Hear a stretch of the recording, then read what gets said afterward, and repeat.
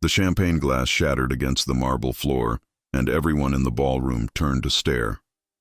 Olivia Hartford stood frozen, her emerald dress clinging to her curves as her ex-boyfriend's laughter echoed through the New Year's Eve party at the plaza. She had come to Manhattan to celebrate her new life, her secret marriage, her fresh start. She had not come to be humiliated. Left on the shelf, Liv? Marcus sneered, his arm draped around a blonde half his age. I always knew you'd end up alone, 32 and still searching for your fairy tale. The crowd whispered. Olivia felt heat crawl up her neck. She had walked away from Marcus 18 months ago after discovering he had been sleeping with his personal trainer, his secretary, and apparently anyone else who would have him. She had cried for exactly 1 week. Then she had rebuilt her life brick by brick. She had opened her art gallery in Soho. She had traveled to Italy. And she had married the most dangerous man in New York City. But Marcus did not know that. Nobody knew that. Still pathetic, Marcus continued, his voice carrying across the room. Remember when you used to beg me to marry you? God, that was embarrassing. Olivia's fingers trembled. She wanted to throw her remaining champagne in his face. She wanted to tell him exactly where he could shove his opinions. But before she could open her mouth, she felt it. A presence. Heavy, commanding, electric. The temperature in the room seemed to drop 10 degrees. Alessandro Greco moved through the crowd like a predator, his 6'3" frame cutting an imposing figure in his custom black suit. His dark hair was perfectly styled, his jaw sharp enough to cut glass, and his eyes, those impossibly blue eyes that had first captured Olivia's attention in a Florence cathedral 6 months ago, were fixed on Marcus with an intensity that made grown men step back. Olivia's breath caught. They had agreed to keep their marriage quiet. Alessandro had enemies, rivals who would use any weakness against him. She was supposed to be his secret, his treasure, protected by anonymity. He was supposed to be across the room, conducting business with the mayor and the police commissioner, maintaining the illusion that he was just another wealthy businessman. But he had heard everything. I do not believe we have met, Alessandro said, his Italian accent wrapping around each word like silk over steel. He stopped directly beside Olivia, his hand settling possessively on the small of her back. The touch sent shivers racing up her spine, the same way it had every single day since their wedding in a private chapel overlooking Lake Como. Marcus blinked, clearly not expecting the interruption. I'm sorry. Who are you? I am the man wondering why you are speaking to my wife, Alessandro said softly, dangerously. The ballroom went completely silent. Olivia watched Marcus's face drain of color. She watched his girlfriend's eyes widen. She watched every single person within earshot lean closer, desperate to hear more. Your wife? Marcus stammered. Alessandro's hand slid around Olivia's waist, pulling her against his side. She fit there perfectly, the way she always did, like they had been designed for each other. His other hand lifted to her face, his thumb tracing the line of her jaw with such tenderness that her knees went weak. Mia bellezza, he murmured, looking at her like she was the only person in the entire room. You did not tell me you had taken out the trash tonight. I would have worn something less expensive. Despite herself, Olivia laughed. It bubbled up from her chest, genuine and bright, washing away the humiliation that had been choking her moments before. Alessandro smiled, that rare, devastating smile he reserved only for her, and kissed her forehead. Then he turned back to Marcus, and the smile vanished. You will apologize to my wife, Alessandro said. It was not a request. Listen, man, I didn't know. You will apologize, or I will make certain that every door in this city closes to you, every investment opportunity, every social invitation, every chance you have at the life you believe you deserve. He paused, letting the words sink in. Do you understand what I am saying? Marcus's face went from white to red to white again. He clearly wanted to argue. His pride demanded it. But even Marcus was not stupid enough to miss the way people were watching Alessandro with a mixture of respect and fear, the way the mayor had stopped mid-conversation to observe. the way two very large men in dark suits had materialized at the edges of the crowd, waiting. "I'm sorry," Marcus finally muttered, not meeting Olivia's eyes. "Louder," Alessandro said, "and look at her when you speak." Marcus's jaw clenched. "I'm sorry, Olivia. I was out of line." Olivia said nothing. She simply leaned into her husband's warmth and watched her ex-boyfriend squirm. Alessandro nodded once. "Good. Now leave. You are no longer welcome at this party." "You can't kick me out of—" "This is my hotel," Alessandro interrupted. "I bought it last month, so yes, I can, and I am." Marcus opened his mouth, closed it, looked around for support that would not come. Then he grabbed his girlfriend's hand and practically ran for the exit. The moment he was gone, the crowd erupted in whispers. Olivia could feel hundreds of eyes on them, questions forming, gossip being born.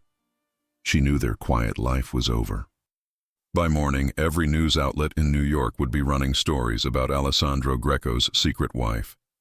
"I am sorry," Alessandro said quietly, turning her to face him fully.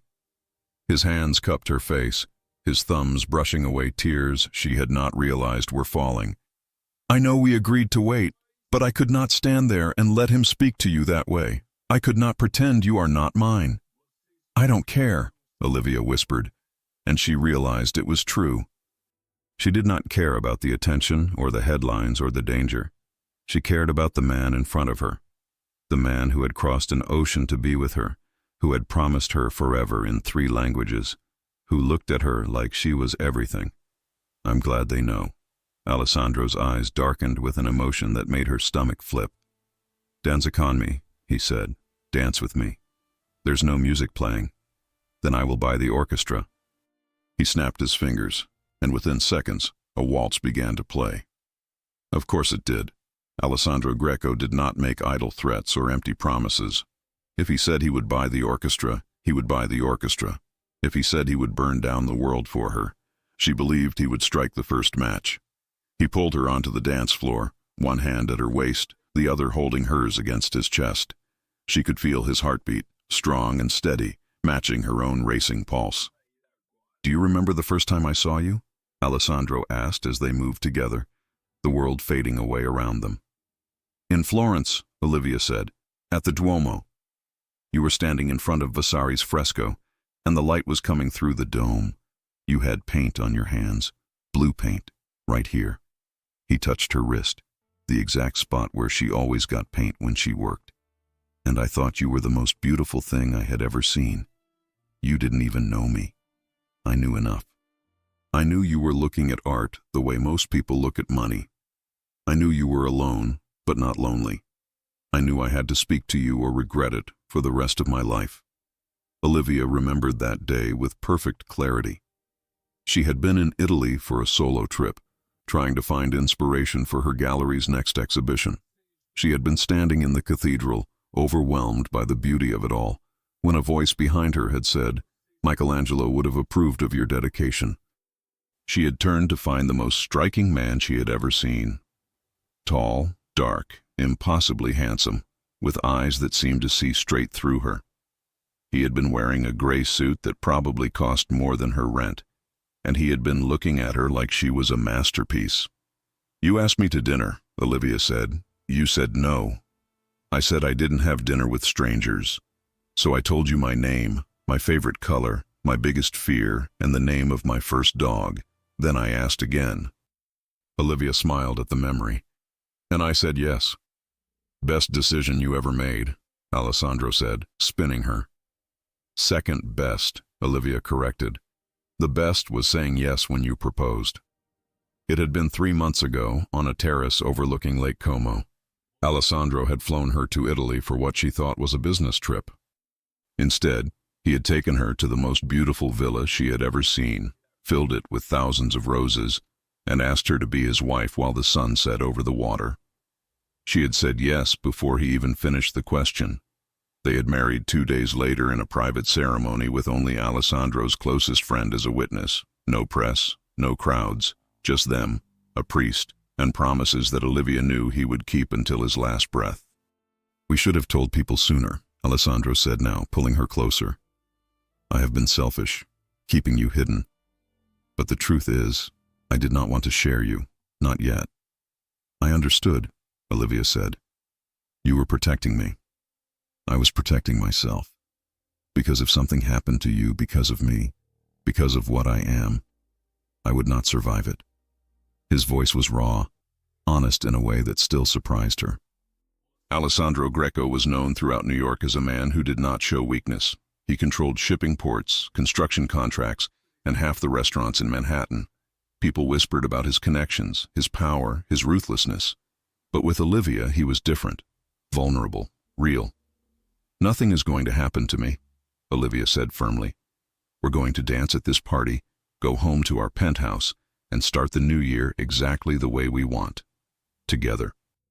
Alessandro kissed her then, in front of everyone, deep and claiming and full of promise. When he pulled back, his forehead rested against hers. Ti amo, Olivia Greco, he whispered. More than you will ever know. I love you too, she whispered back. And I do know. I feel it every time you look at me. The song ended, but they did not stop dancing. Around them, other couples had joined the floor, but Olivia barely noticed. She was lost in Alessandro, in the warmth of his arms, in the safety she felt whenever he touched her. Mr. Greco. A voice interrupted them. One of Alessandro's men, a tall guy named James with a scar across his eyebrow. The press is outside. They want a statement. Alessandro sighed. Of course they do. We could leave through the back, Olivia suggested. No. Alessandro's jaw set with determination. No more hiding. If they want a statement, we will give them one. He took Olivia's hand and led her through the ballroom, past the staring guests, past the whispers and the phones recording everything. They walked out the main entrance where a crowd of reporters had already gathered, cameras flashing, questions being shouted. Mr. Greco, is it true you're married? How long have you been together? Who is she?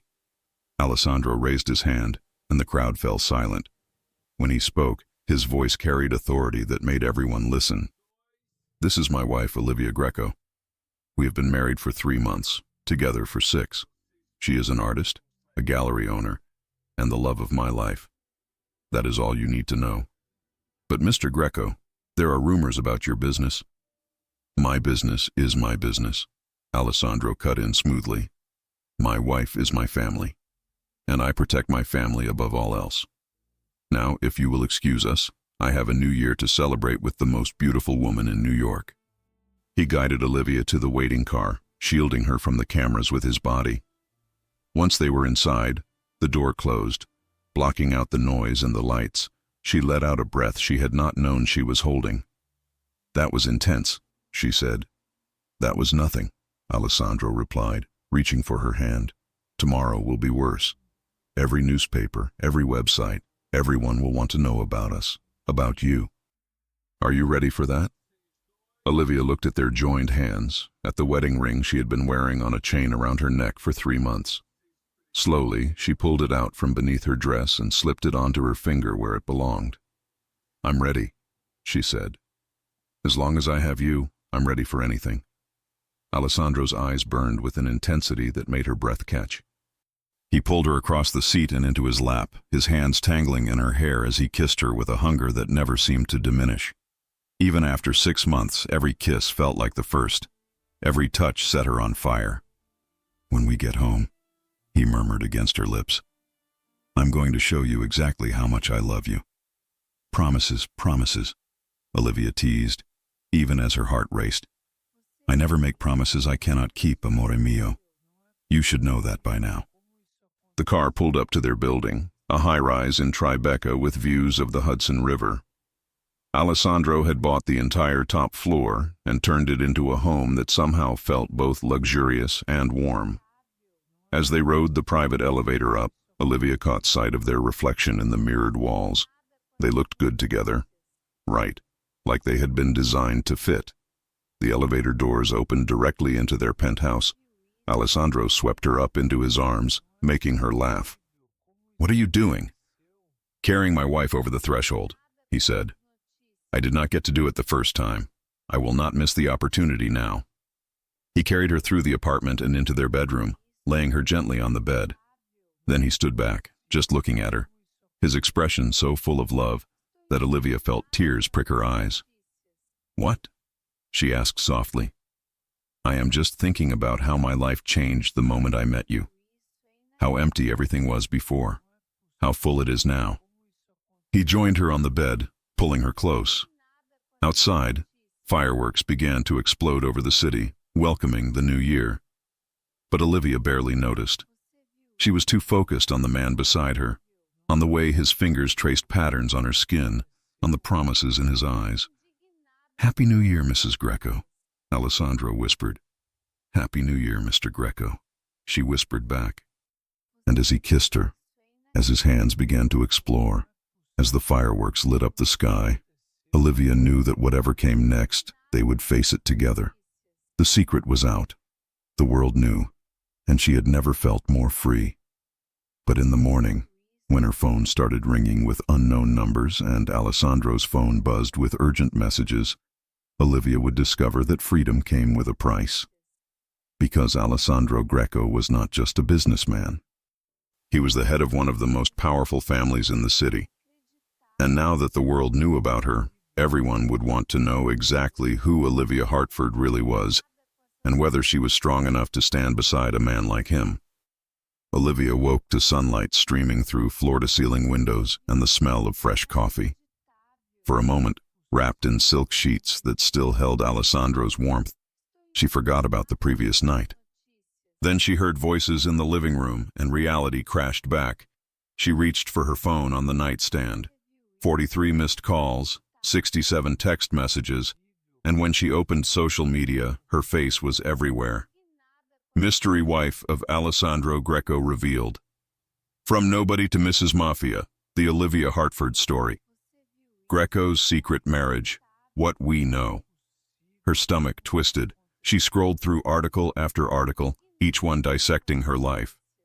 They had found her college photos, her gallery opening, even pictures from her relationship with Marcus. One particularly vicious gossip site had posted a side-by-side comparison of her and Alessandro's rumored ex-girlfriends, all models and actresses, with the headline, "Not his usual type." Do not read that garbage. Olivia looked up to find Alessandro standing in the doorway, holding a tray with coffee and pastries. He was already dressed in dark slacks and a white shirt, sleeves rolled up to reveal forearms that still made her mouth go dry. His hair was damp from the shower, and he looked like he had been awake for hours. "How bad is it?" she asked. "Manageable." He set the tray on the bed and sat beside her, taking the phone from her hands. "My lawyers are already handling the worst of it. Anything defamatory will be dealt with. There are photographers outside the building. There are always photographers outside the building. Now they just have a new reason to be annoying." He handed her a cappuccino made exactly the way she liked it. "Drink. You need your strength." "For what?" "For the circus that is about to become our life for the next few weeks." He smiled, but it did not quite reach his eyes. "I'm sorry, Olivia. I knew this would happen eventually, but I had hoped to prepare you better." Olivia took a sip of coffee, letting the warmth settle her nerves. "Tell me about them, the people calling you, the messages. What do they want?" Alessandro's jaw tightened. "Some want to congratulate me.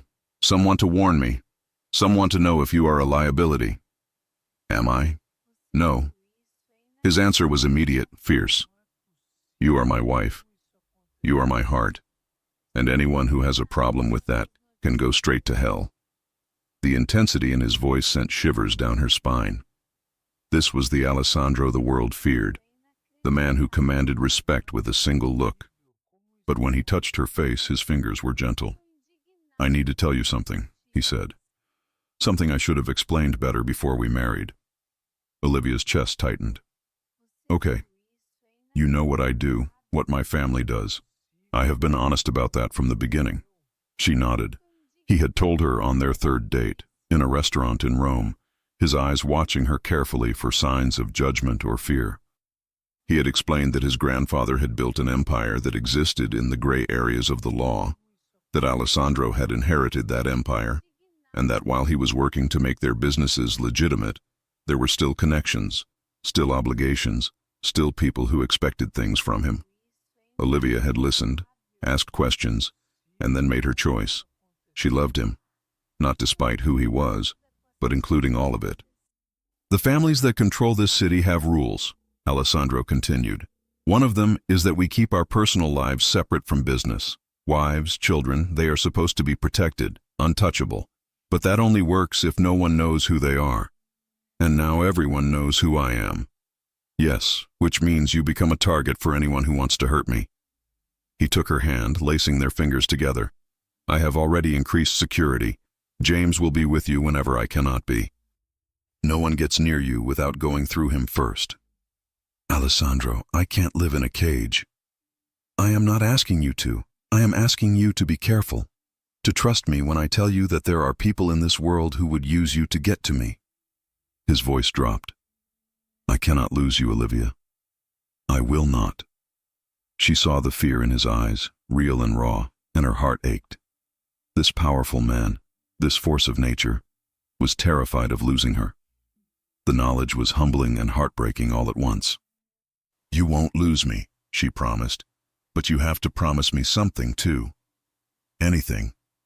Promise you'll tell me the truth, always, even when it's hard, especially when it's hard. Alessandro pulled her into his arms, holding her so tight she could barely breathe. I promise. No more secrets. They stayed like that for a long moment, finding comfort in each other's warmth. Then Alessandro's phone buzzed and he sighed. I have to go handle some things. James is outside. He will take you to the gallery if you want to go, or you can stay here and relax. I want to go to work. I have an exhibition opening next week, and I'm not going to hide because some reporters want a story. Pride flashed across Alessandro's face. That is my wife, strong and stubborn. You knew what you were getting into when you married me. I did, and I would do it again every single day. He kissed her, slow and deep until her toes curled. I will see you tonight. We have dinner reservations at Maria. We're going out? In public? We are. Let them take their pictures. Let them write their stories. I want the world to see that I am not afraid to claim you. After he left, Olivia showered and dressed carefully.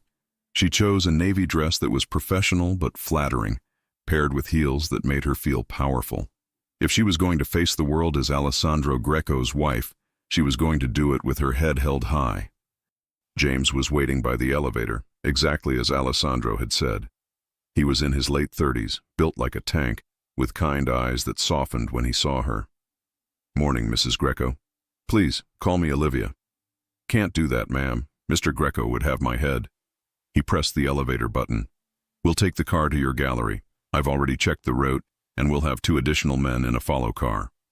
Is all this really necessary? James looked at her seriously. Mr. Greco loves you more than anything in this world. That makes you the most valuable thing he has.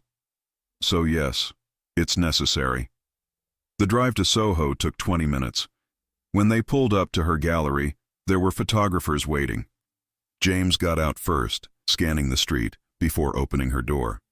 Stay close to me, he instructed. The moment Olivia stepped onto the sidewalk, cameras started flashing. Questions were shouted from every direction. Mrs.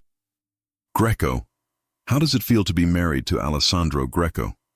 Did you know about his business when you married him? How did you two meet? James created a barrier with his body, guiding her to the gallery door. Her assistant, Sophie, was already inside, eyes wide. Oh my God, Liv. You're married? To Alessandro Greco? The Alessandro Greco? Olivia managed to smile. Surprise? Surprise? This is insane. When did this happen? How did this happen? Why didn't you tell me? It's a long story. Olivia hung up her coat, trying to find some normalcy in the familiar space. Her gallery was her sanctuary, filled with paintings and sculptures she had carefully curated. Can we just focus on work today, please? Sophie nodded, though her eyes were still sparkling with curiosity. Fine, but you're telling me everything later, and I mean everything. They spent the morning preparing for the exhibition. Olivia lost herself in the work, arranging pieces, adjusting lighting, making notes about which collectors to invite. For a few hours, she almost forgot about the chaos outside. Then her phone rang. Unknown number. Hello? Mrs. Greco? A woman's voice, smooth and cold. My name is Victoria Ashford. I'm an old friend of your husband's. I think we should meet. Olivia's grip tightened on the phone. I'm sorry, I know you're busy with your little gallery, but this is important. Let's say Balthazar, tomorrow at noon. I have some things you should know about the man you married. The line went dead. Olivia stared at her phone, her heart pounding. She did not recognize the name Victoria Ashford, but the way the woman had said old friend made it clear she was more than that. An ex-girlfriend? A business associate? Someone from Alessandro's past that he had not mentioned? She thought about calling him immediately, but stopped herself. He had promised no more secrets. If there was something she needed to know about Victoria Ashford, she would ask him tonight at dinner. Face to face. The way married people should handle things. But when evening came and Alessandro picked her up in his black Mercedes, looking devastatingly handsome in a charcoal suit, the name stuck in her throat. He was so happy, so relaxed, telling her about his day and asking about hers. She did not want to ruin the moment with questions about his past. They arrived at Marea, one of the most exclusive restaurants in the city. The maitre d' greeted Alessandro by name and led them to a private corner table with views of Central Park South. Wine? Alessandro asked, reaching for her hand across the table. Just water. I want to remember every moment of tonight. His eyes darkened with pleasure. I like the way you think, Mrs. Greco. They ordered, and as they waited for their food, Alessandro told her stories about growing up in Brooklyn, about his grandmother who had raised him after his parents died, about learning the family business from his uncle. He painted a picture of a life that was complicated but full of love, of loyalty that ran deeper than blood. I want you to meet Nonna, he said. She lives in Tuscany now, retired from the New York winters. I think you two would love each other. I'd like that.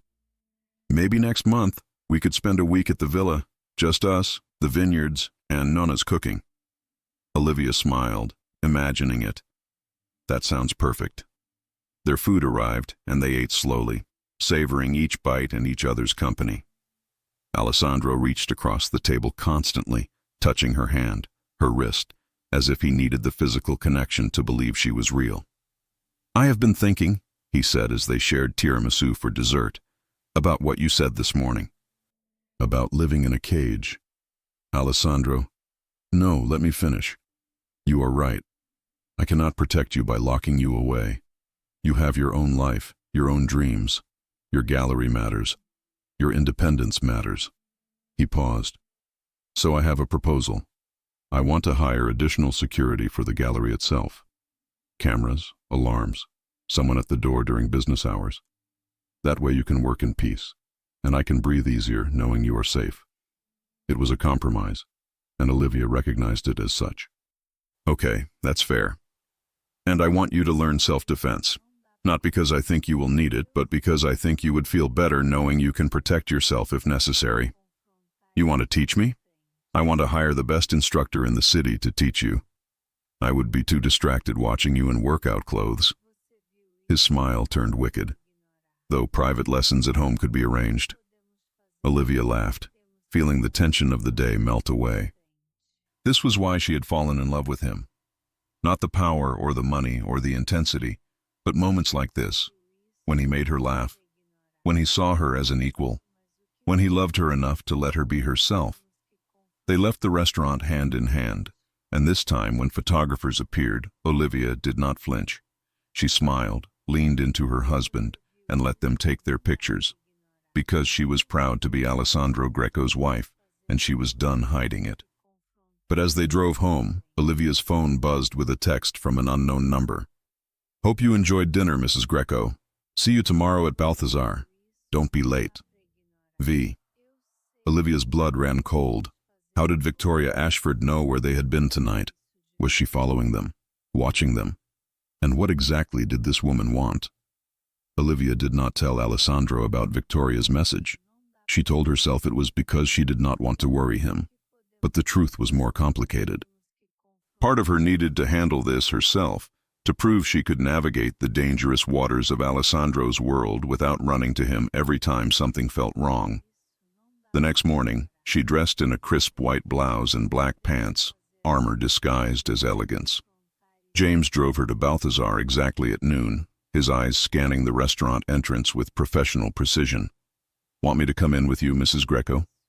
"No, this is just lunch with a friend." James's expression said he did not believe her, but he nodded. "I'll be right outside. Anything feels wrong, you call me." Olivia walked into the restaurant, her heels clicking against the tile floor. She spotted Victoria immediately. The woman sat at a corner table, blonde hair cascading over her shoulders, wearing a red dress that screamed money and confidence. She was beautiful in that sharp, calculated way that came from excellent genes and better plastic surgeons. "Olivia Hartford," Victoria said, not standing. "Or should I say, Olivia Greco? Please, sit." Olivia remained standing. "What do you want?" "Direct. I like that. Alessandro always did prefer women with backbone." Victoria sipped her martini. "Sit down. I promise I don't bite. Much." Against her better judgment, Olivia sat. A waiter appeared immediately, but she waved him away. "I'll make this quick," Victoria said. "Alessandro and I were together for 2 years. We broke up 6 months ago." "Right around the time he met you, actually." Olivia's stomach dropped, but she kept her face neutral. "If you're trying to make me jealous, I'm trying to warn you." Victoria leaned forward. "Do you know why we broke up? He said he couldn't give me what I wanted. Marriage, children, a normal life. He said his world was too dangerous, that he would never put someone he loved at risk by making them his wife." She paused. "And yet here you are, married, public, a target. Maybe he loves me more than he loved you." Victoria's smile turned cruel. "Or maybe you're useful to him in ways I wasn't. Tell me, Olivia, what do you really know about your husband's business?" "I know enough." "Do you know about the shipping containers that came through Port Newark last month? The ones that weren't carrying electronics like the manifests claimed?" Olivia's hands clenched in her lap. "I don't know what you're talking about." "Of course you don't.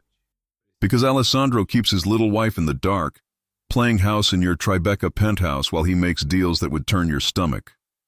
Victoria finished her martini. "I'm not trying to be cruel. I actually feel sorry for you. You think you married a man who's cleaning up his family's business, but some stains don't wash out, sweetheart." "Are you finished?" "Almost. One more thing." Victoria pulled out her phone and showed Olivia a photograph. It was Alessandro standing outside a warehouse talking to men Olivia did not recognize. The photo was dated 3 days ago.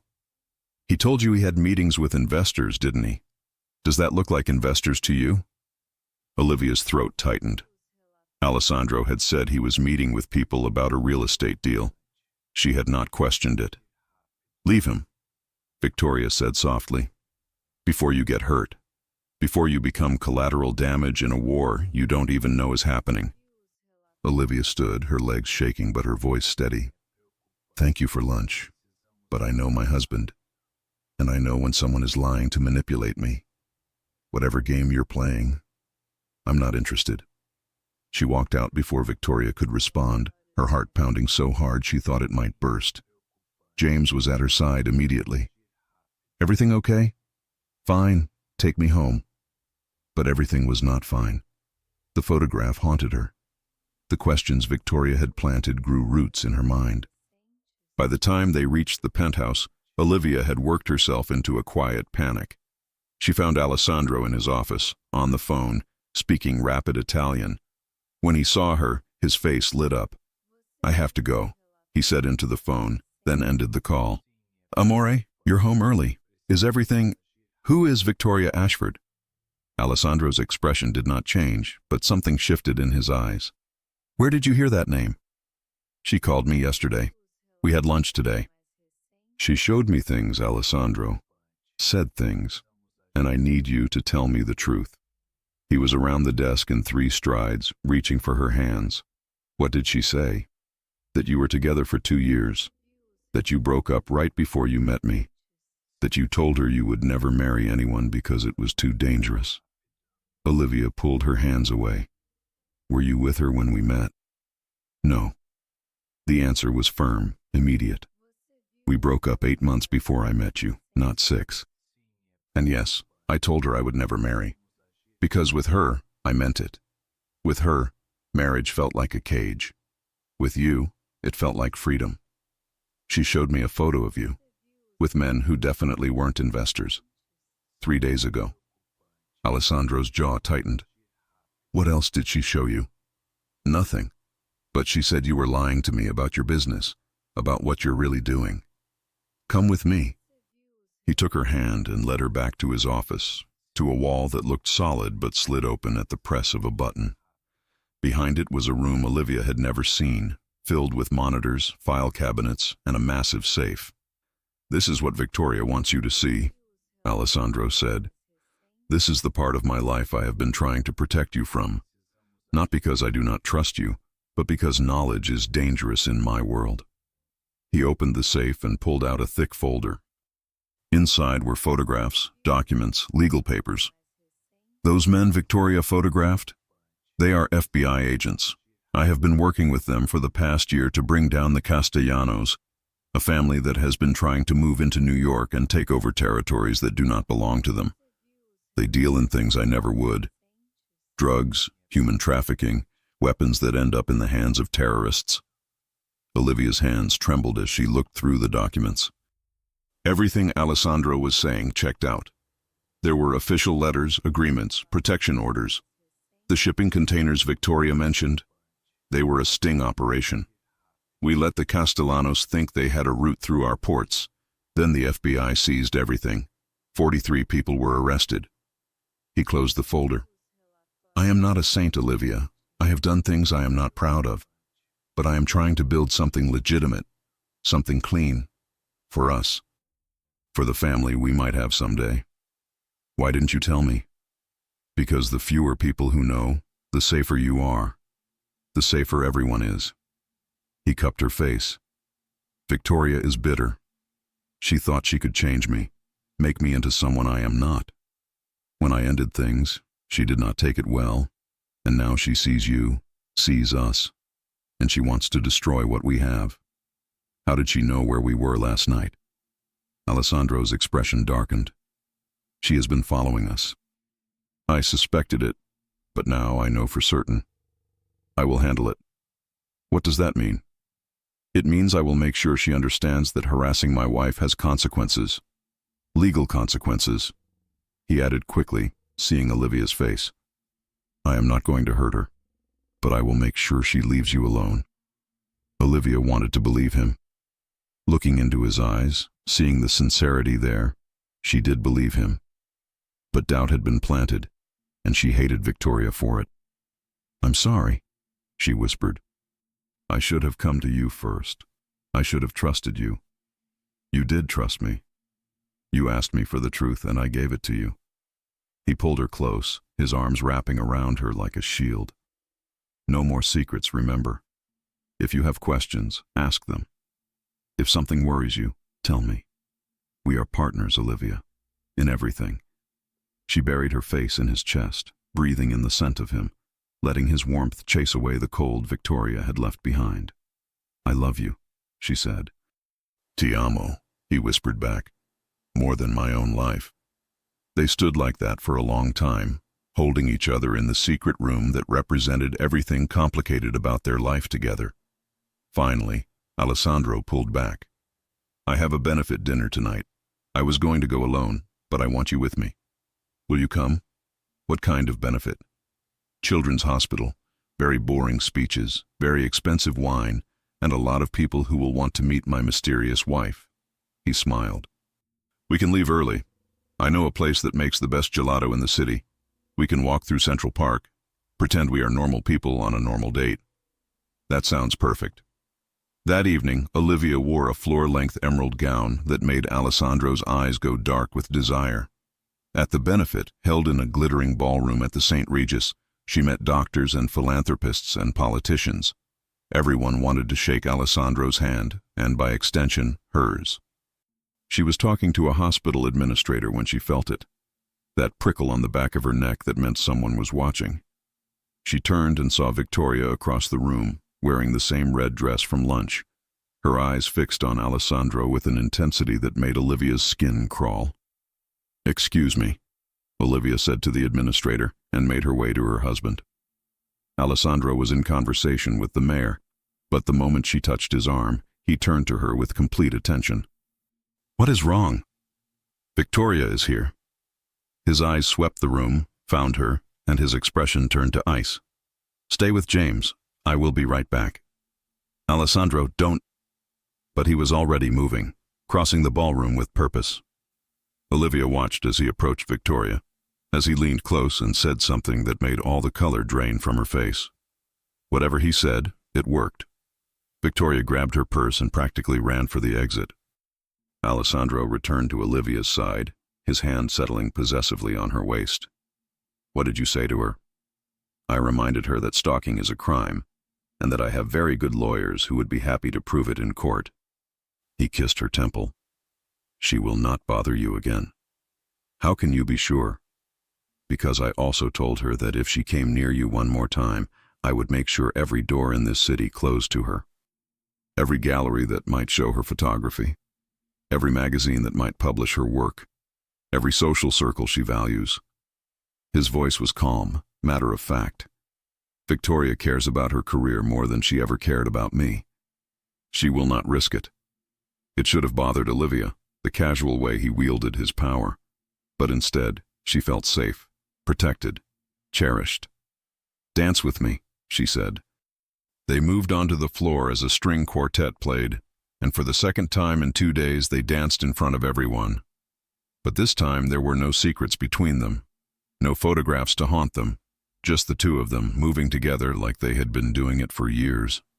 "When we get home," Alessandro murmured in her ear, "I am going to make love to my wife until she forgets Victoria Ashford ever existed." "Is that a promise, Mr. Greco?" "It is a guarantee, Mrs. Greco." And hours later, tangled in silk sheets with Alessandro's hands mapping every inch of her skin, Olivia did forget. She forgot everything except the way he whispered her name, the way he touched her like she was precious, the way he loved her with his entire being. But the next morning, when she checked her email, there was a message from an unknown address. No subject line, just a single sentence that made her blood run cold. "Ask your husband about the fire in Red Hook. Ask him what really happened to the Castellano shipment. A friend." Olivia stared at the email until the words blurred. Her finger hovered over the delete button, but she could not press it. The message burned in her mind like a brand. "Ask your husband about the fire in Red Hook." She heard Alessandro's voice from the kitchen, talking on the phone in Italian, his tone easy and relaxed. She could smell coffee brewing, could picture him standing by the espresso machine in his pajama pants and nothing else, the morning light catching the defined muscles of his back. 24 hours ago, she would have walked in there and asked him directly. But Victoria had planted seeds of doubt, and now this email was watering them. What if Alessandro was not telling her everything? What if the FBI cooperation was just part of the story? What if she had married a man she did not truly know? She deleted the email and closed her laptop harder than necessary. "Everything okay?" Alessandro appeared in the bedroom doorway, 2 cups of coffee in his hands. His hair was messy from sleep, his eyes soft with concern. "Fine. Just deleting spam." He studied her face for a moment too long, and she knew he did not believe her. But he handed her the coffee anyway, kissing her forehead. "I have meetings all day. James will take you wherever you need to go. I can take a cab, Alessandro. I don't need a bodyguard to go to my own gallery. Humor me. After Victoria, I am not taking chances." "Victoria is gone. You said so yourself." "I said she would not bother you again. That does not mean I trust her, or anyone else who might want to hurt you to get to me." His voice was gentle but firm. "Please, amore." "For my peace of mind." Olivia wanted to argue, wanted to push back against the cage that seemed to be tightening around her. But the worry in his eyes stopped her. "Fine. But just for this week. Then we revisit the arrangement." Alessandro smiled. "Fair enough. Now drink your coffee before it gets cold. And tonight, I am taking you somewhere special." "Where?" "If I tell you, it will not be a surprise." After he left for his meetings, Olivia tried to focus on work. She went to the gallery, smiled at Sophie's excited chatter about the upcoming exhibition, reviewed the final list of collectors who had confirmed their attendance. But her mind kept drifting to that email. "Ask your husband about the fire." Finally, during her lunch break, she did what she had been avoiding. She searched for news about fires in Red Hook. The results made her stomach drop. 3 weeks ago, a warehouse fire in Red Hook had killed 2 people. The official report said it was an electrical malfunction, but several news outlets had raised questions. The warehouse was owned by a shell company with ties to the Castellano family. Witnesses reported seeing multiple vehicles leaving the scene minutes before the fire started, and the 2 victims were known associates of the Castellanos. Olivia's hand shook as she read. Was Alessandro involved in this? Had he ordered it? The FBI documents he had shown her were real. She was certain of that. But what if he was playing both sides? What if he was using the FBI while also handling problems his own way? "Liv, you okay? You look pale." Sophie stood in the doorway of Olivia's office, concern written across her face. "I'm fine, just a headache." "You've been stressed since the wedding news broke. Maybe you should take the afternoon off, get some rest." Olivia shook her head. "I have too much to do before the exhibition." But she could not concentrate. By the time James drove her home that evening, doubt had carved out a hollow space in her chest. She loved Alessandro with everything she had, but love did not mean blind trust. Love meant asking hard questions, even when she was terrified of the answers. She found him in the living room, staring out at the city lights, a glass of whiskey in his hand. He had changed into jeans and a black sweater, and he looked tired in a way she had never seen before. "Bad day?" she asked softly. He turned and his face transformed when he saw her. "Better now that you are home. Give me 5 minutes to finish something. Then we leave for our surprise." "Alessandro, wait. I need to ask you something." His expression shifted, became guarded. "What is it?" "The fire in Red Hook, 3 weeks ago. Were you involved?" The silence that followed felt like it lasted forever. Alessandro set down his glass very carefully, his movements controlled. "Where did you hear about that?" "I got an email this morning, anonymous. It told me to ask you about it. And instead of coming to me immediately, you researched it yourself. You let someone else's poison work on you all day." His voice was calm, but she heard the hurt underneath. "I'm asking you now. Were you involved?" Alessandro walked to the window, his back to her. When he spoke, his voice was low and measured. The warehouse belonged to the Castellanos. They were using it to store weapons before distribution. The FBI had been building a case, but it was taking too long. The Castellanos were getting bolder, moving into neighborhoods where families live. He paused. "The fire was electrical, old wiring, dangerous conditions. I had nothing to do with it. But I would be lying if I said I was sorry it happened." "That's all? You had nothing to do with it?" He turned to face her. "I gave the FBI information about what was being stored there. I pushed them to move faster. But the fire itself? That was not me. Sometimes karma does the work for us." Olivia searched his face, looking for any sign of deception. She found only honesty and exhaustion. "I'm sorry," she whispered. "I should have come to you first. I should have trusted you." "No." Alessandro crossed to her, taking her hands. "You did exactly what you should have done. You asked questions. You wanted the truth. That is not a failing, amore. That is strength. But I let someone get in my head. I let them make me doubt you. And I have not made it easy for you to trust me completely. My world is complicated. There are things I cannot tell you because they are not mine to share. FBI operations, ongoing investigations, other people's secrets." He cupped her face. "But I will never lie to you. If I cannot answer something, I will tell you I cannot answer. Fair?" "Fair." She leaned into his touch. Who do you think is sending these emails? I have people looking into it. My guess is someone connected to the Castellanos, trying to drive a wedge between us. If they can make you doubt me, make you leave me, I become vulnerable. Easier to manipulate. That's not going to happen. Good, because I have plans for us that require you to stay married to me for at least the next 60 years. Olivia smiled despite herself. Only 60? I am being conservative. Now, are you ready for your surprise? After all that, you still want to go out? Especially after all that. Come on. He drove them himself, which was rare. They headed downtown, and Olivia tried to guess their destination, but Alessandro just smiled mysteriously. Finally, they pulled up to a building in the meatpacking district. It looked ordinary from the outside, but when Alessandro led her through a side door and up a flight of stairs, she gasped. The entire floor had been transformed into an artist's studio. Floor-to-ceiling windows overlooked the Hudson River. There were easels, canvases, every type of paint and brush she could imagine. Natural light flooded the space, and professional lighting hung from the exposed beams for night work. What is this? Olivia whispered. It is yours. I bought the building last month. This floor is your private studio. A place where you can create without worrying about gallery hours or clients or anything else. Just you and your art. Olivia walked through the space, touching the easels, the pristine canvases. She had not painted seriously in years, too busy running the gallery. But this was everything she had dreamed of. Alessandro, this is too much. It is not enough. Nothing will ever be enough to show you how much you mean to me. He came up behind her, his arms wrapping around her waist. I know my life is complicated.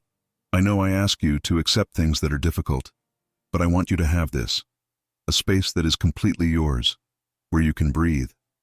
Olivia turned in his arms, tears spilling over. I love you.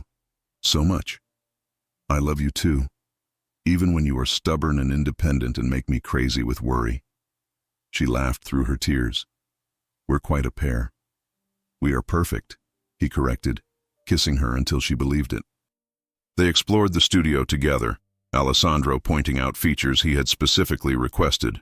A corner with comfortable chairs for when she needed to step back and observe her work. A small kitchen area with a wine fridge. A sound system wired throughout. He had thought of everything. When did you have time to do all this? I have been planning it since the day you showed me your old sketches, the ones you keep hidden in the back of your closet. He smiled at her surprised expression. You are brilliant, Olivia. Your gallery showcases other artists beautifully, but the world deserves to see your work too. I haven't painted in so long. I don't know if I remember how. Then we will learn together. I will sit right here and watch you create, and when you get frustrated, I will remind you how talented you are until you believe it. They stayed in the studio for hours, Alessandro sitting in one of the chairs while Olivia explored the materials, her fingers itching to create for the first time in years. He told her stories about his grandmother, about growing up in Brooklyn, about the first time he realized his family's business was different from other people's. I was 8, he said. I came home from school and there were men in our living room.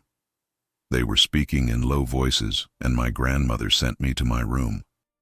But I listened from the stairs. They were talking about territories, about respect, about what happens when people do not pay what they owe. He paused. I asked my grandmother about it later. She told me that our family protected people, that we made sure the neighborhood was safe, and in my child's mind, that made us heroes. When did you realize it was more complicated than that? When I was 15. I saw my uncle hurt someone, really hurt them. And I understood that protection came with a price, that safety for some meant fear for others. His eyes met hers. That is when I decided I would be different. I would take over the business one day, but I would change it, make it legitimate.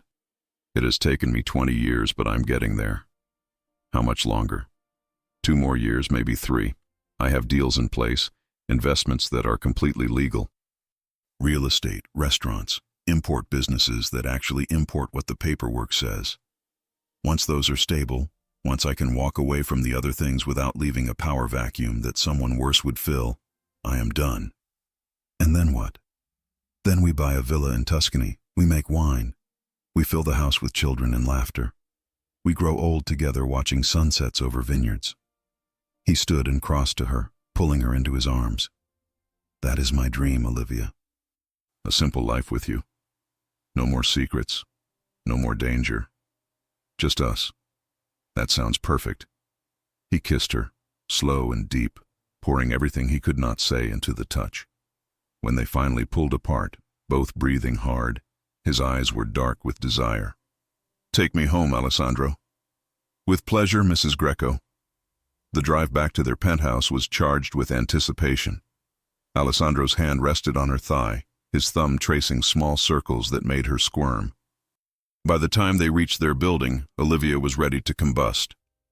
They barely made it through the door before they were pulling at each other's clothes, desperate for connection. Alessandro lifted her against the wall, his mouth on her neck, her hands in his hair. They made love right there in the entryway, frantic and passionate, both of them needing to feel alive after the tension of the day. Later, tangled in bed with Alessandro's heartbeat steady beneath her ear, Olivia felt more at peace than she had in days. The doubts were gone. The fears had quieted. This was her husband, her partner, the man she had chosen, and she would fight for him, for them, with everything she had.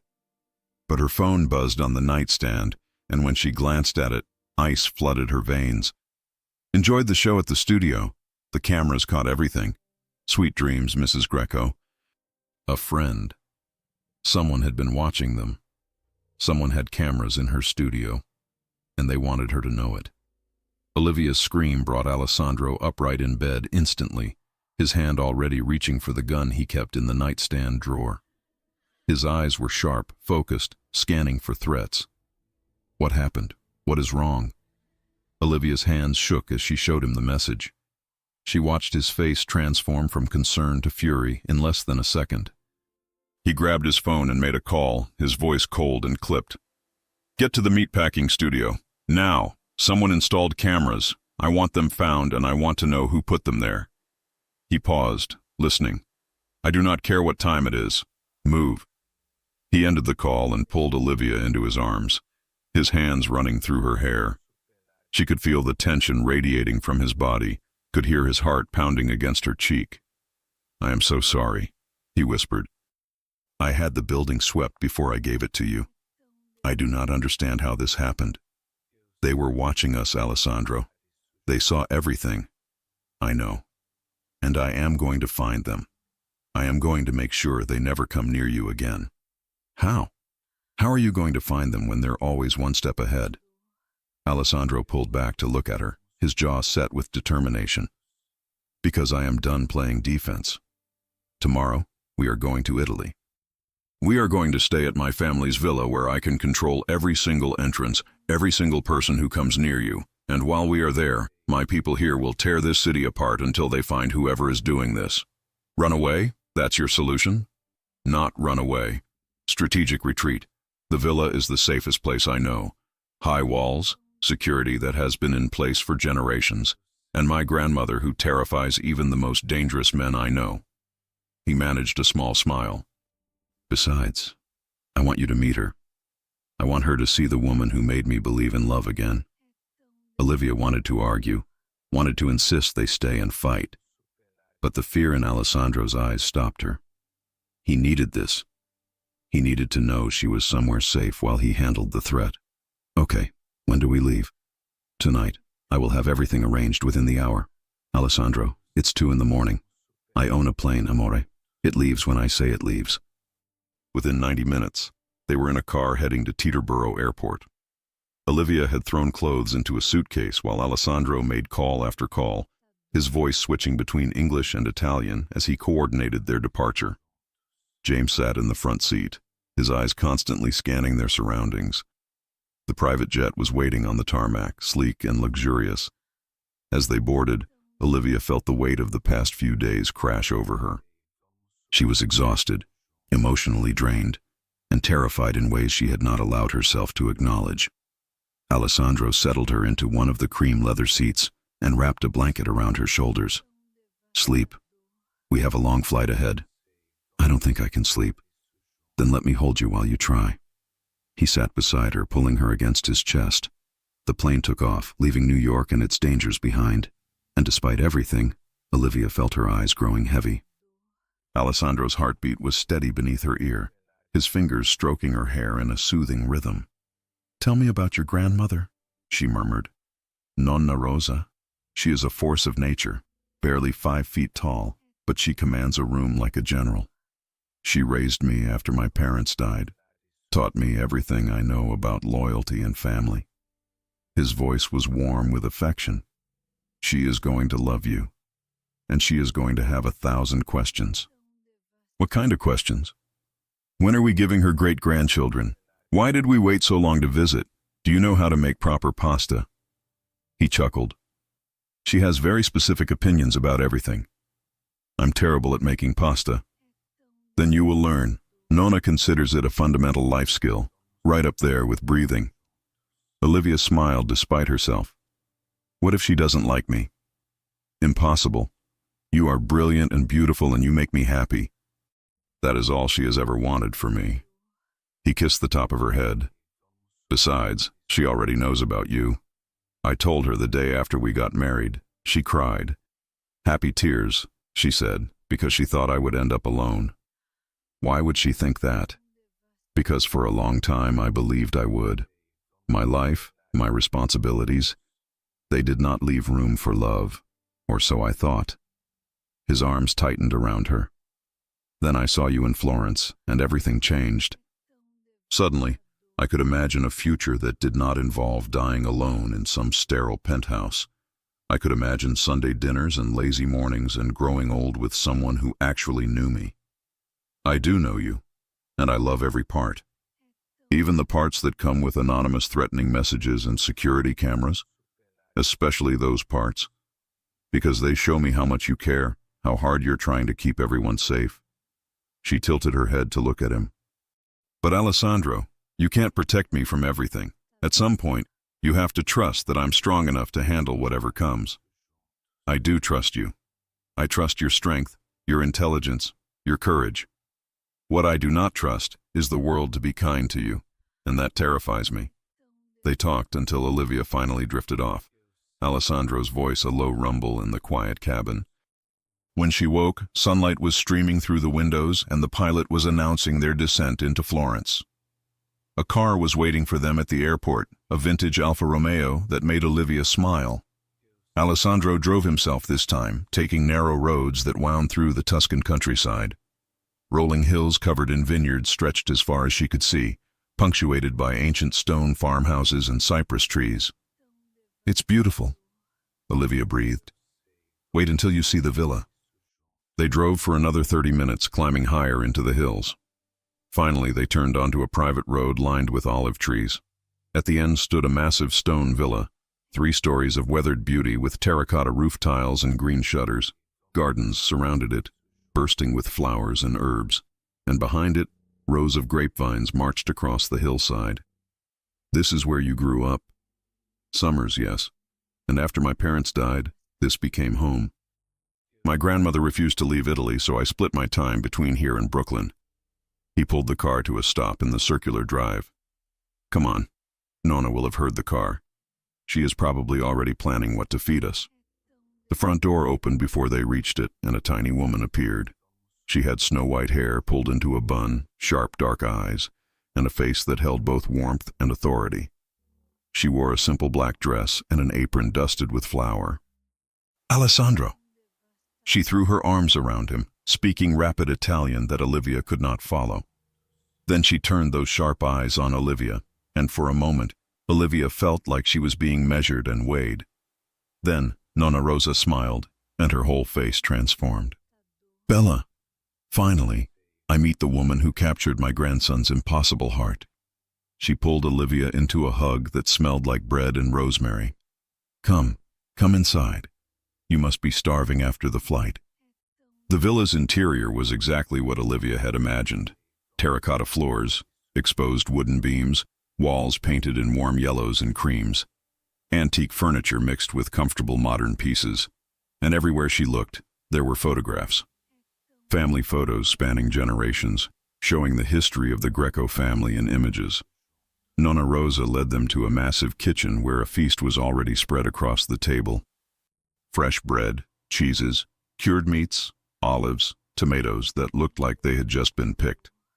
And in the center, a pot of something that smelled absolutely incredible.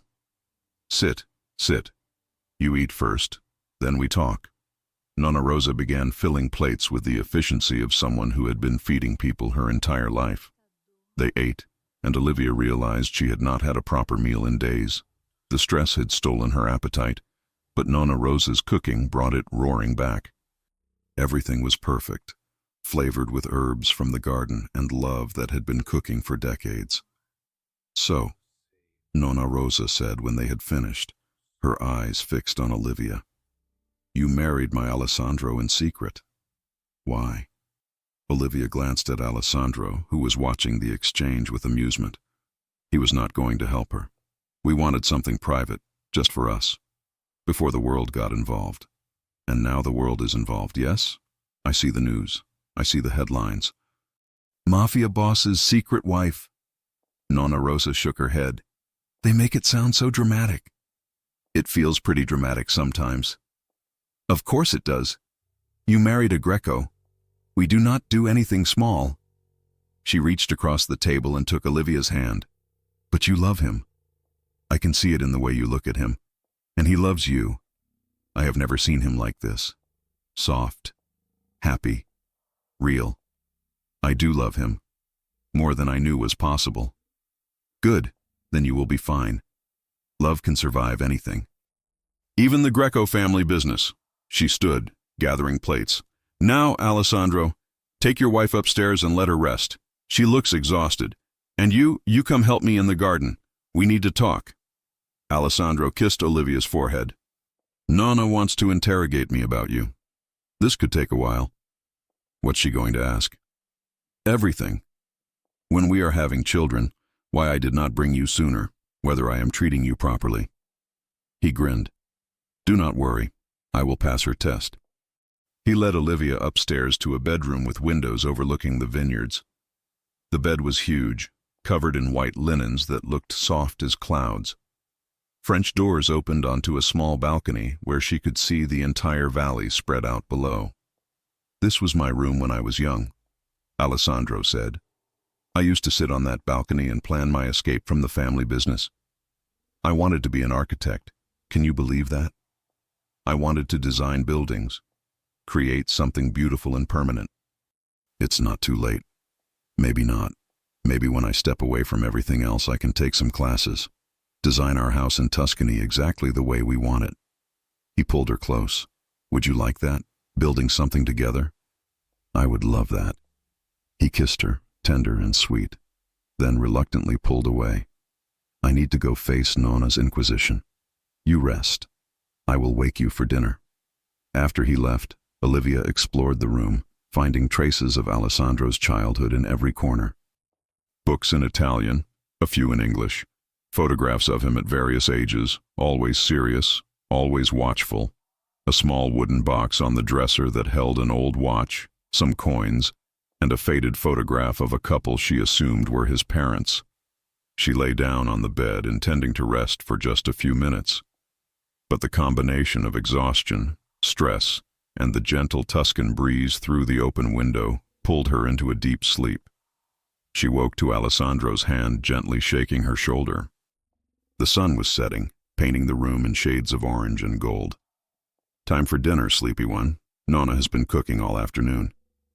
How long was I asleep? 4 hours. I checked on you twice, but you were completely out.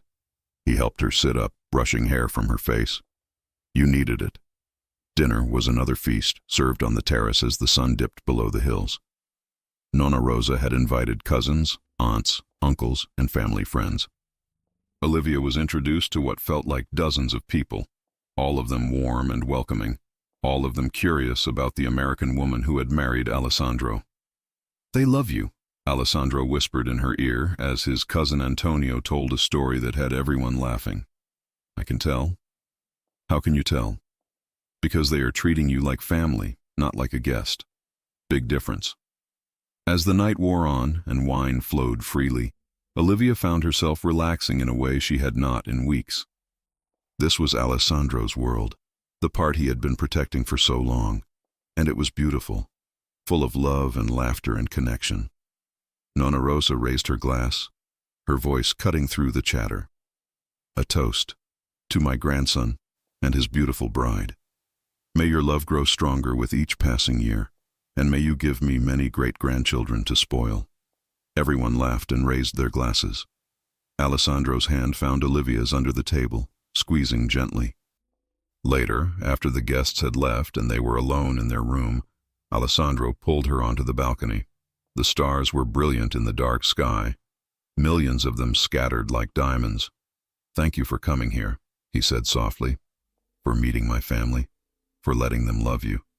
They're wonderful. Your grandmother is amazing.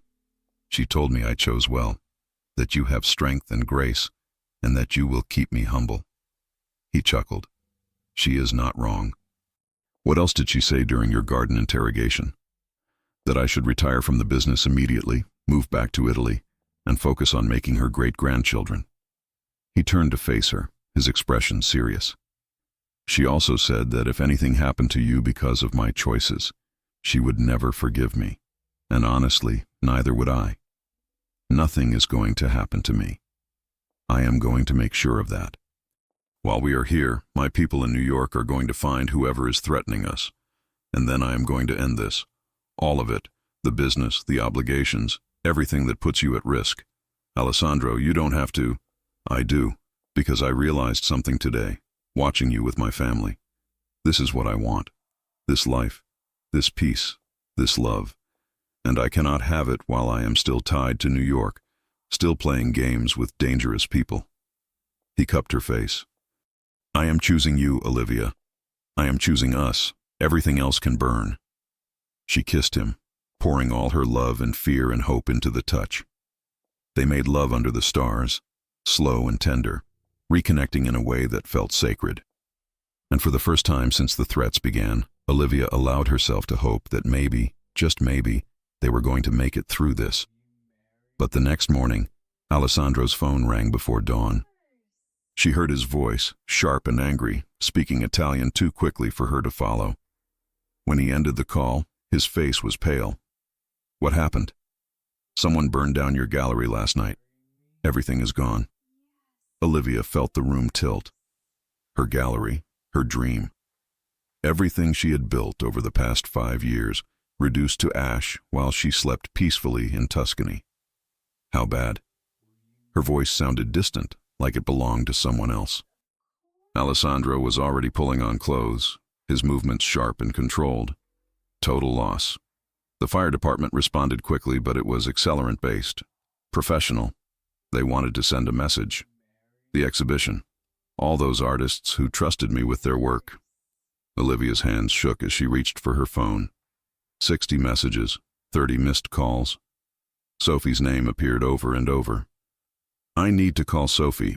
I need to. I already spoke to her. She is safe."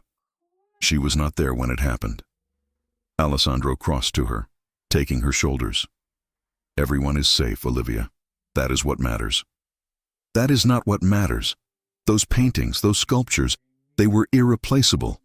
Artists poured their hearts into that work, and now it's gone because someone wants to hurt you through me." The words hung between them, sharp and accusatory. Alessandro's face tightened, but he did not flinch. "You are right. This is my fault. My life, my choices, they destroyed your dream, and I am sorrier than you will ever know." Olivia wanted to take the words back, wanted to tell him she did not mean it. But she did mean it. She was angry and hurt and terrified, and he was the only person she could direct those feelings toward. "I need to go back to New York." "Absolutely not. It is too dangerous." "It's my gallery, Alessandro. My responsibility."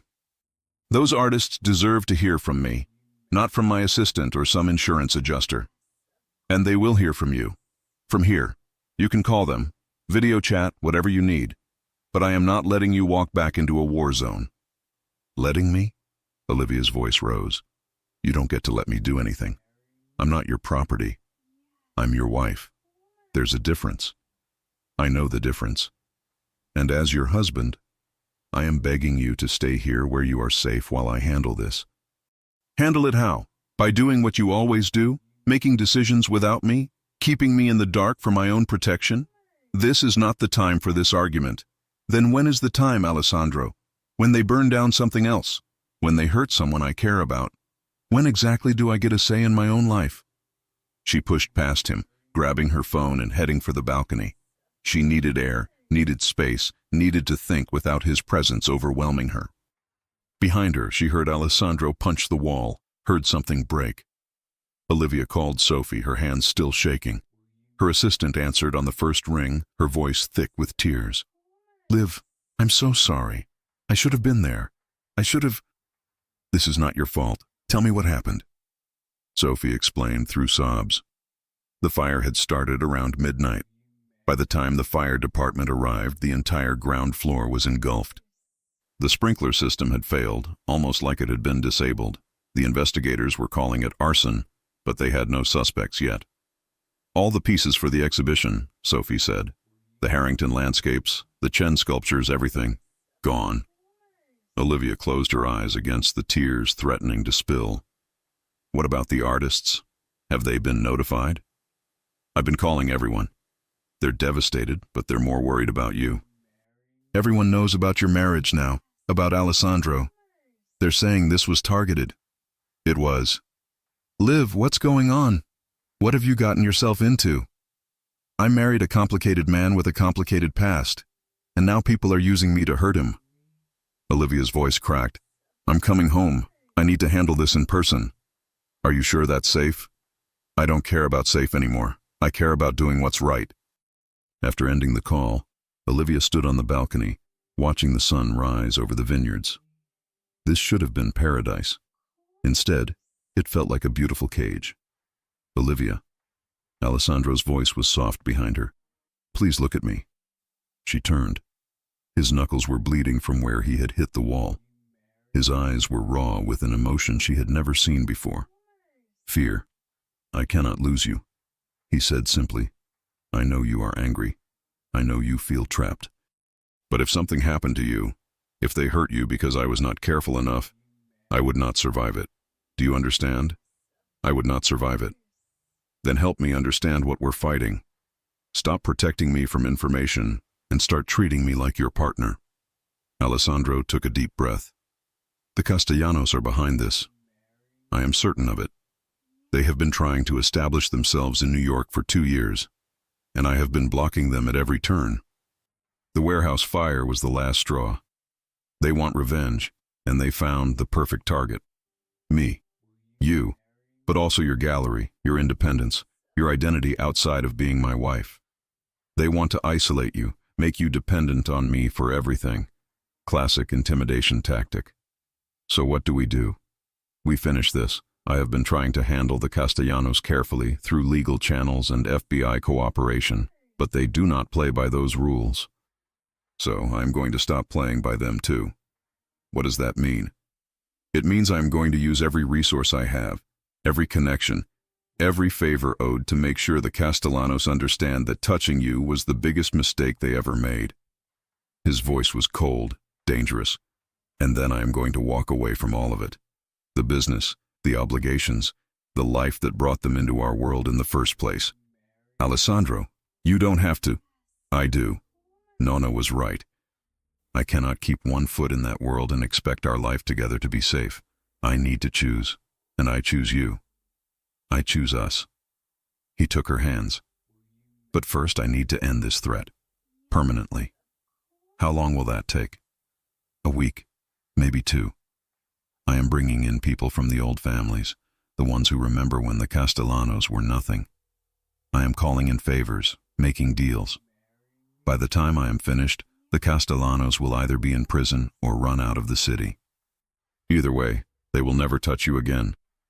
Olivia studied his face, seeing the determination there. This was Alessandro Greco at his most dangerous, and she should have been frightened. Instead, she felt safer than she had in days. I want to help. Absolutely not. You said we're partners. So let me be your partner. I can reach out to the artists, start rebuilding relationships. I can work with the insurance company, document everything that was lost. I can be visible, show the Castellanos that they didn't break me. Alessandro looked like he wanted to argue, but slowly he nodded. From here. You do all of that from here, where I know you are protected. Fine, but I need you to promise me something. Anything. Promise you won't do anything that will land you in prison or get you killed, because I didn't marry you to become a widow. A ghost of a smile crossed his face. I promise. Everything I do will be legal, or at least untraceable. That's not as reassuring as you think it is. Over the next 3 days, Olivia threw herself into salvaging what she could. She video called artists, insurance adjusters, and potential investors for rebuilding the gallery. She worked from the villa's library, surrounded by centuries-old books and the smell of lemon trees drifting through the windows. Alessandro was gone most of the time, locked in phone calls and meetings that happened behind closed doors. But every night, he came to her. They would have dinner with Nonna Rosa, who pretended not to notice the tension. Then they would retreat to their room, and Alessandro would hold her like she might disappear. Tell me something good, she said one night, lying in his arms. Tell me something that has nothing to do with fires or threats or family business. Alessandro was quiet for a moment, his fingers tracing patterns on her shoulder. I talked to my architect friend today, the one who designed the restoration of the Medici chapel. I told him I wanted to design a house, here, on the property, for us. You did? I did. I described exactly what I wanted. A studio for you with perfect northern light, a library with floor-to-ceiling windows, a kitchen big enough for Nonna to teach you all her recipes, bedrooms for the children we will have. His voice softened. A life, Olivia. A real one. Away from everything that has hurt us. Tears slipped down Olivia's cheeks. When can we start building? As soon as I finish what needs to be finished in New York. 2 weeks, maybe 3. Then I am done. I am yours. Completely and only yours. The next morning, Olivia woke to Alessandro's phone ringing. She heard his sharp intake of breath, heard him switch to Italian, heard the anger in his voice. When he ended the call, his face was pale. What happened? They found who set the cameras in your studio, and who sent the emails. He sat on the edge of the bed, running his hands through his hair. It was Marcus. Olivia sat up, shocked. My ex-boyfriend Marcus? He has been working with the Castellanos since before the New Year's party. They approached him, offered him money to get close to you again, to gather information about me through you. Alessandro's jaw clenched. The humiliation at the party was not an accident. He wanted me to react, wanted to expose our marriage. Everything since then, every threat, every fear, it all traces back to him. But why? What does he gain from this? Money. Revenge for you leaving him. The Castellanos promised him a cut of whatever assets they could seize from me if they successfully destabilized my operations. Alessandro's eyes met hers, burning with fury. He sold you out, Olivia. He put you in danger for a paycheck. Olivia felt sick. Marcus had always been selfish, but this was something else entirely. This was evil. Where is he now? In FBI custody. My contacts picked him up an hour ago. He is cooperating, giving them everything he knows about the Castellanos in exchange for a reduced sentence. Alessandro took her hands. This is almost over, Amore. Once the FBI has everything they need from Marcus, they will move on the Castellanos. Coordinated raids, arrests, seizures, everything I have been working toward for the past year. And then we go home. We rebuild your gallery. We start our life together without looking over our shoulders. He pulled her close. I'm sorry it took this long. I'm sorry you had to go through any of this. It's not your fault that Marcus is a terrible person. It is my fault that my life brought terrible people into yours. Olivia pulled back to look at him. Your life also brought you into mine, and I wouldn't trade that for anything. Not even for a gallery that never burned down. That afternoon, Alessandro received the call he had been waiting for. The FBI was moving in 24 hours. Every major Castellano operation in New York would be hit simultaneously. It was over. He found Olivia in the garden with Nonna Rosa, learning to harvest tomatoes. His grandmother took one look at his face and smiled. Good news? The best. It is finished. Nonna Rosa kissed his cheek. Then you can finally be happy. Both of you. She turned to Olivia. Take care of my grandson. He acts tough, but inside, he is soft as fresh mozzarella. Olivia laughed. I will. That night, they celebrated with the entire family. Wine flowed, music played, and for the first time since their wedding, Olivia felt truly free. She danced with Alessandro under the stars, his arms strong around her, his eyes full of promises. I have something to tell you, she said softly. What is it? I'm late. My period. I'm never late. Alessandro froze. Are you saying? I'm saying I might be pregnant. I haven't taken a test yet, but... He kissed her, deep and fierce, lifting her off her feet. When he set her down, his eyes were bright with tears. We are going to be parents? Maybe. Probably. I don't know for sure yet. When can we know for sure? There's a pharmacy in the village. We could go tomorrow. We go now, right now. Olivia laughed. Alessandro, it's almost midnight. I do not care. I need to know if I am going to be a father. They drove to the village, Alessandro's hands shaking on the steering wheel. They found a pharmacy still open and bought 3 different pregnancy tests. Back at the villa, Olivia took all 3 into the bathroom while Alessandro paced outside. 2 minutes felt like 2 years. When she emerged holding all 3 tests, Alessandro's eyes dropped to them. All 3 showed the same result. Positive. He fell to his knees, his arms wrapping around her waist, his face pressed against her stomach. Olivia ran her fingers through his hair, tears streaming down her face.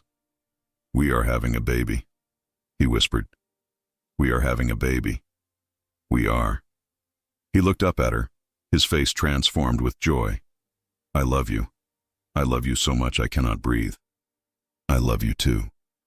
But even as they celebrated, even as they called Nonna Rosa and shared the news, Olivia felt a flutter of fear. They still had to go back to New York. They still had to face whatever came next. And now she was not just protecting herself, she was protecting their child. Was the threat really over? Or was this just the beginning of something even more dangerous? The morning sun streamed through the villa windows as Olivia woke to the sound of Alessandro speaking softly in Italian. She opened her eyes to find him sitting on the edge of the bed, one hand resting gently on her still flat stomach, whispering to their baby. What are you saying? She asked, her voice thick with sleep. He looked up, his eyes soft. I am telling our child about the view from this window, about the vineyards and the olive trees, about how this will be home. He leaned down to kiss her. How are you feeling? Scared, excited, nauseous. She managed to smile. All of the above. Nonna is making you ginger tea. She says it helped when my mother was pregnant with me. His hand traced gentle circles on her stomach. We need to talk about going back to New York. Olivia's stomach tightened, and not from morning sickness. When? The FBI raids happened 3 hours ago. 17 arrests, including the top 3 Castellano leaders. Marcus gave them everything. Bank accounts, shipping routes, payroll records. Alessandro's expression was satisfied. They will be in prison for a very long time. So it's really over? Almost. I need to go back for a few days, handle some final business. But you stay here. With Nonna, with the family. Where you and the baby are safe. No. Olivia sat up. We go together. Olivia. Together, Alessandro. I'm not going to sit here worrying while you walk into potential danger. We're partners, remember? And our baby needs both parents. He looked like he wanted to argue, but finally nodded. Okay, together. But you stay close to James at all times, and the moment anything feels wrong, you leave the city. Deal? Deal. They flew back to New York 2 days later. The city looked the same, but everything felt different. Olivia kept her hand on her stomach during the entire car ride from the airport. a protective gesture she could not seem to stop. Their first stop was the remains of the gallery. Standing in front of the burned-out shell of her dream, Olivia felt tears threaten. The walls were blackened, the windows shattered. Everything she had built was gone. "We will rebuild," Alessandro said firmly. "Better than before, bigger. With security that would make Fort Knox jealous. It won't be the same. No, it will be better. Because you will build it knowing you survived this, knowing you are stronger than anyone who tried to break you." He turned her to face him. "And you will not build it alone. I am going to help you. We are going to create something beautiful together." Sophie appeared from around the corner, her face lighting up when she saw them. "Liv, oh my God, you're back!" She pulled Olivia into a hug, then stepped back, her eyes going to Alessandro. "Mr. Greco, thank you for keeping her safe." "Always," Alessandro said simply. Over coffee at a nearby cafe, Sophie laid out everything she had salvaged. Digital files, contact lists, insurance documentation. She had been working non-stop to preserve what could be preserved. "Most of the artists want to stick with you," Sophie said. "They know this wasn't your fault. And there's already buzz about the reopening. People are calling it the comeback of the year. We don't even have a building yet." "Details," Sophie grinned. "I may have already started looking at potential locations. There's an amazing space in Chelsea, huge windows, exposed brick. Want to see it?" Olivia looked at Alessandro, who nodded. "Let us see it." The space was perfect, 3 times the size of the old gallery, with soaring ceilings and natural light that made Olivia's heart sing. It needed work, but the bones were beautiful. "I want it," she said immediately. "Then it is yours." Alessandro was already on his phone. "I am calling my real estate attorney now." Within an hour, he had made an offer that the building owner could not refuse. Within 3 hours, they owned it.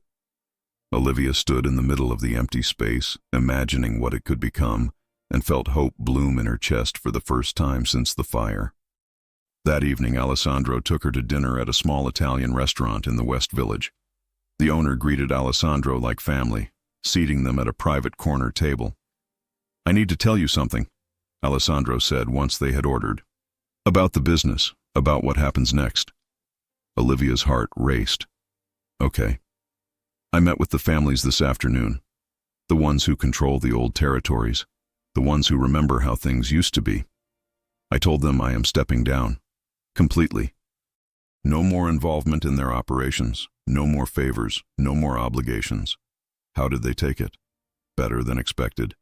I have been preparing them for this for months, putting people in place who can take over my responsibilities. And with the Castellanos gone, there is less pressure, less need for the old ways. He reached across the table for her hand. "I am out, Olivia. Truly out. By the end of the month, I will have no ties to anything illegal or questionable. Just legitimate businesses. Real estate, restaurants, imports that are actually what the paperwork says." Tears filled her eyes. "You did it. We did it. You gave me a reason to walk away. You gave me a future worth fighting for." He stood and moved around the table, kneeling beside her chair. "Which brings me to something I have been planning." "Alessandro, what are you doing?" From his pocket he pulled out a small velvet box. Inside was a ring that took Olivia's breath away. A massive emerald surrounded by diamonds, set in platinum. It was stunning. "When I asked you to marry me the first time, it was rushed, secret, beautiful, but not what you deserved. So I want to do this properly, in front of witnesses, in a restaurant where everyone can see, with a ring that shows the world how much I love you." He took her hand. "Olivia Greco, will you marry me? Again? In a church with all our friends and family, with your father walking you down the aisle, with vows we say in front of God and everyone. Will you give me the chance to do this right?" Olivia was crying openly now. "Yes.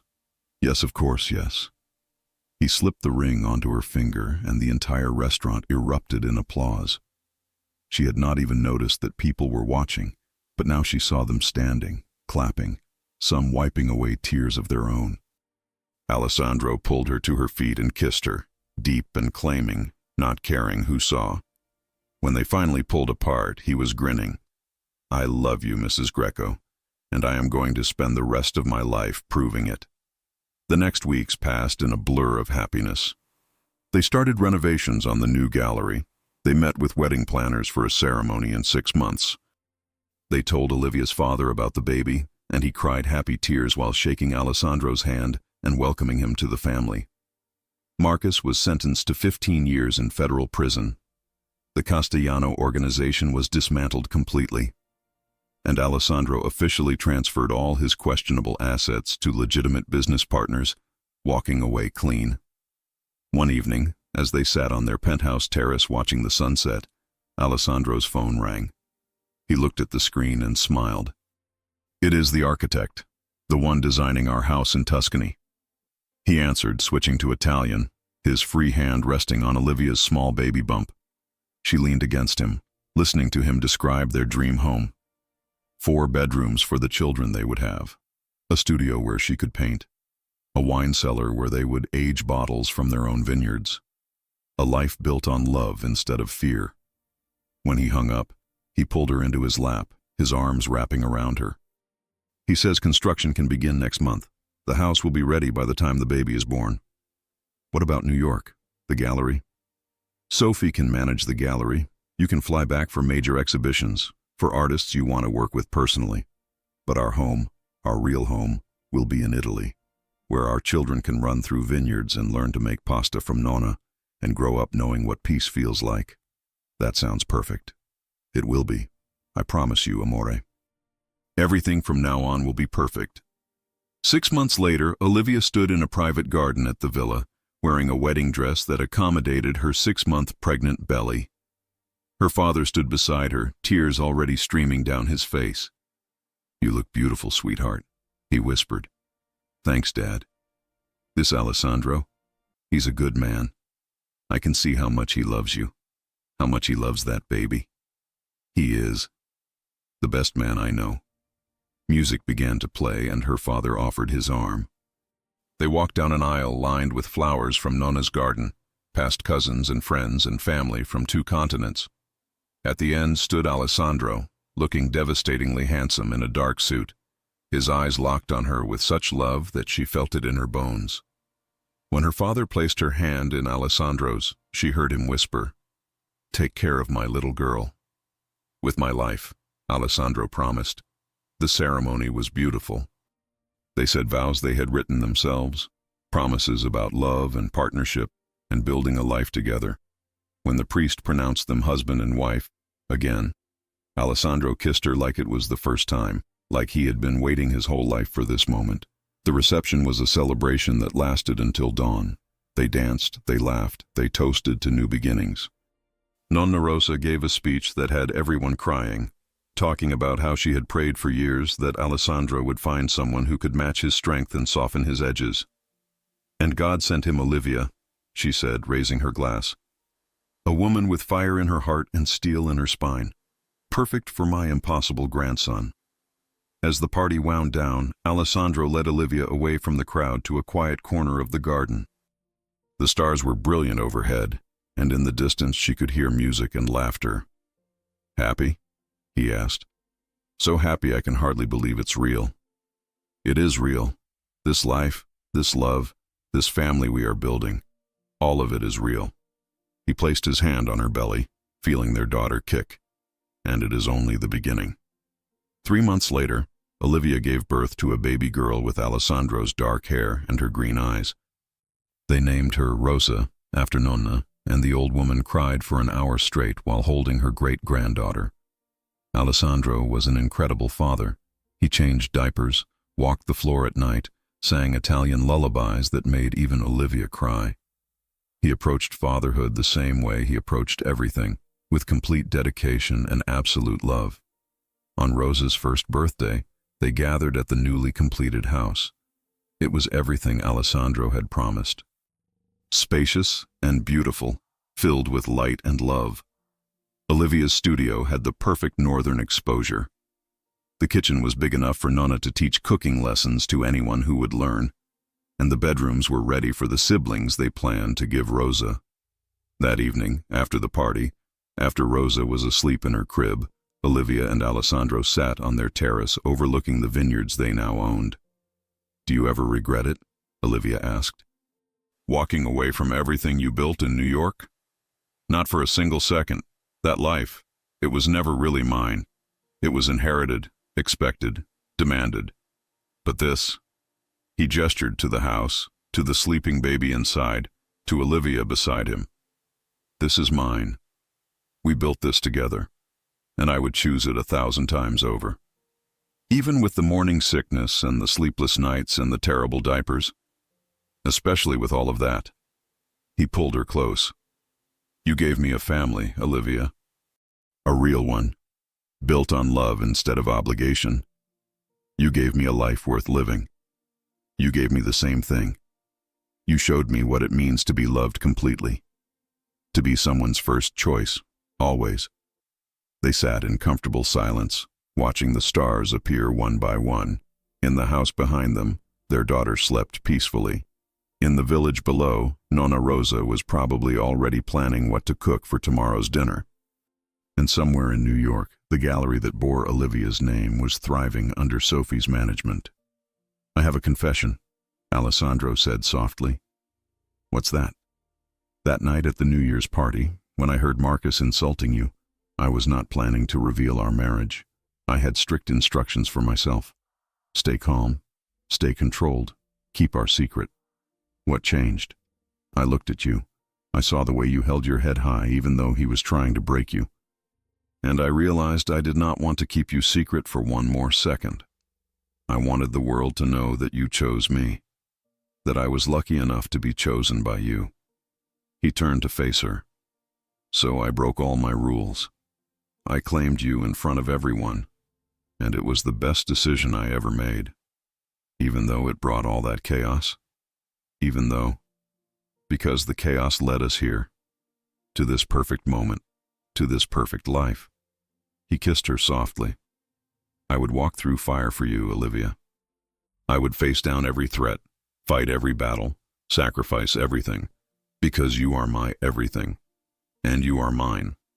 Years later, when their children asked how they met, Alessandro would tell them about a woman standing in a cathedral in Florence, looking at art like it held the secrets of the universe.